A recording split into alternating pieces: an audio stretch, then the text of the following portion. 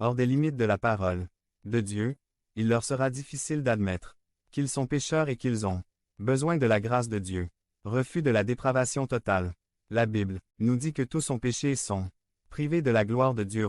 3.23. Ceux qui sont imbus de leur estime de soi n'admettent pas qu'ils sont totalement incapables de plaire à Dieu. 19. Les mises en garde de l'Écriture concernant l'estime de soi. Si quelqu'un vient à moi, et s'il ne hait pas son père, sa mère, sa femme, ses enfants, ses frères, et ses sœurs, et même à sa propre vie, il ne peut être mon disciple. Luc 14.26. Celui qui aime sa vie la perdra, et celui qui hait sa vie dans ce monde la conservera pour la vie éternelle. JN 12.25. Il ne s'agit pas de haïr littéralement sa vie mais de la mettre au second rang par rapport à notre engagement envers Christ.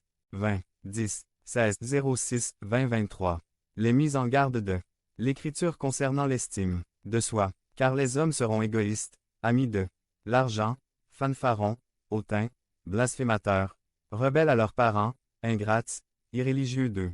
Tim 3.2. C'est le seul passage où le mot grec traduit par égoïste apparaît dans le Nouveau Testament. Il veut dire s'aimant soi-même.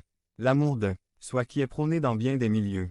Aujourd'hui est un signe des derniers temps et est mis au même rang que d'autres péchés graves. 21. Conclusion. La conception populaire de l'estime de soi.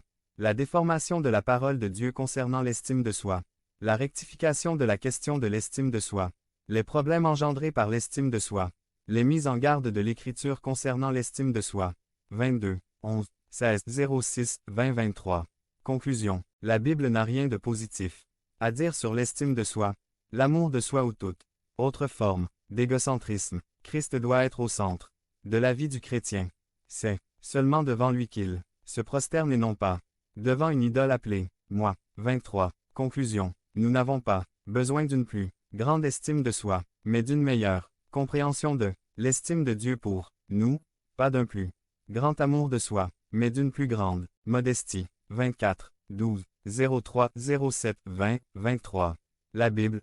Préservation, transmission, interprétation. Les fondements de la foi chrétienne. 1. Introduction. La Bible est le livre sur lequel repose la foi et les pratiques chrétiennes. Sans la Bible, le christianisme serait semblable à un navire sans boussole. Cependant, la Bible est une collection de livres anciens écrits sur une période de 1400 ans approximativement par des auteurs divers et dont le dernier livre remonte au premier siècle de notre ère. 2. 1. 03, 07, 20, 23. Introduction. Comment pouvons-nous savoir si ce que nous avons aujourd'hui est authentique? Si c'est le cas, comment